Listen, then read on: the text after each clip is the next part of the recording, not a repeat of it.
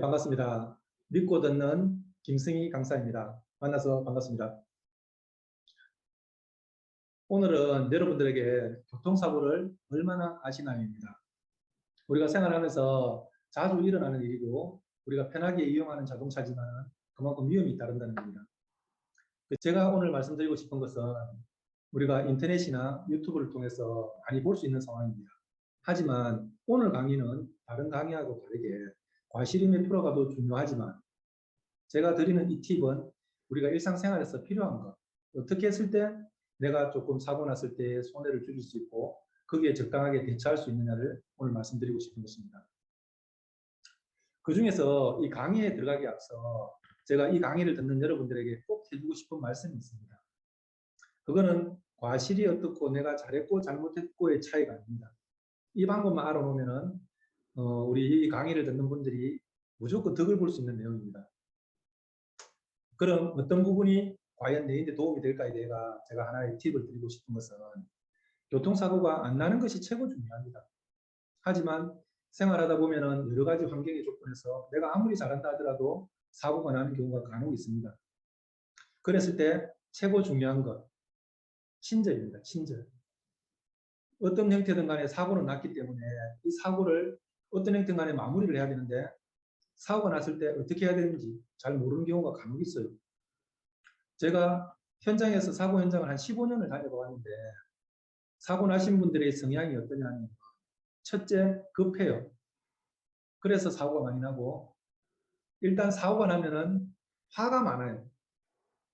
우리나라 성향의 사람들이 그렇겠지만 평상시에는 억수로 온순하다가도 이 교통사고가 나게 되면은 좀 화가 많이 먼저 나는 경우가 많이 있어요. 그런데 그런 경우에 더 손해가 커지더라는 거예요. 그래서 제가 오랜 동안 활동하면서 주위 분들에게 말씀드리는 거는 사고가 안 나야 되지만 났을 때는 조금 차분히 친절해야 된다는 거예요. 제가 하나의 예를 들게 되면은 예전에 아시는 분이 제 얘기를 듣고 난 후에 우연찮게 사고가 났어요. 그랬는데 뭐 사고 났으니까 현장에서 친절하게 이래저래 해가지고 잘 마무리를 했다 하시더라고요. 그런데 며칠이 지난 후에 상대방 차 수리비가 견적이 이제 나왔는데 확인해 보니까 견적이 한 80만 원 정도가 나왔어요.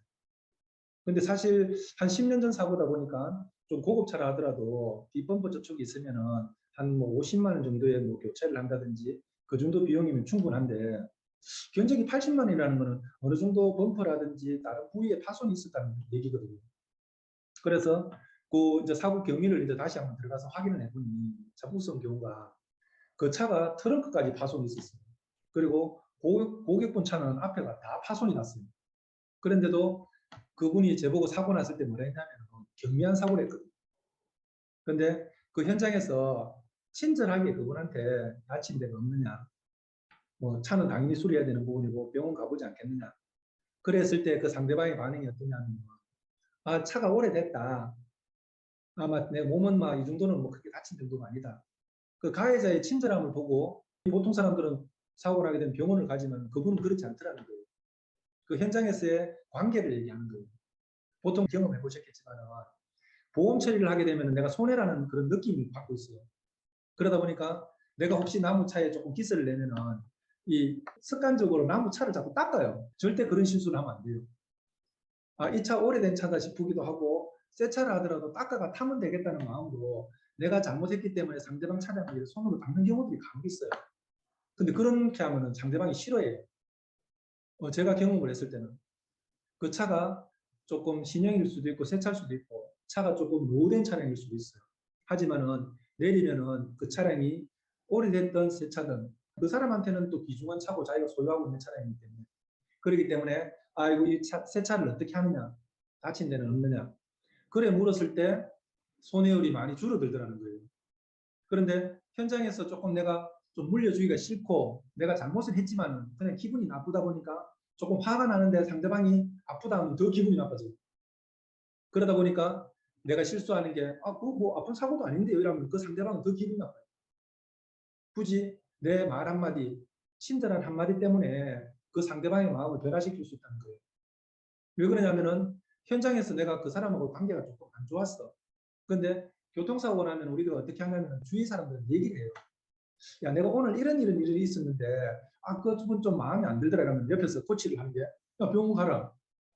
그래 되면 이제 조금 억울한 경우도 있어요. 그렇지만 손해는 더 확대된다는 거예요. 하지만 현장에서 내가 조금 친절하게 대했던 사람들은 그 사람이 딴 사람한테 말을 하더라도 오늘 내가 현장에서 사고 났는데 그 상대방이 너무 친절하다는 거예요. 너무 친절한 경우에는 그 피해자 입장에서 남한테 얘기를 할 때 어떻게 얘기하냐면 그 가해자분을 약간 좋게 얘기를 해요. 내가 오늘 여기 사고 났는데 그 사람이 친절하게 막 얘기하다 보니까 그냥 편하게 얘기해요. 근데 옆에 사람이 야, 니 사고 났으니까 피해자니까 어떻게 해라 이러면은 내가 이런 사소한 일로 병원 가면은 나도 나중에 똑같이 그런 일을 당한다 생각을 해요. 그게 뭐냐니까 현장에서 있었던 일을 기억한다는 거예요. 그 피해자분들은.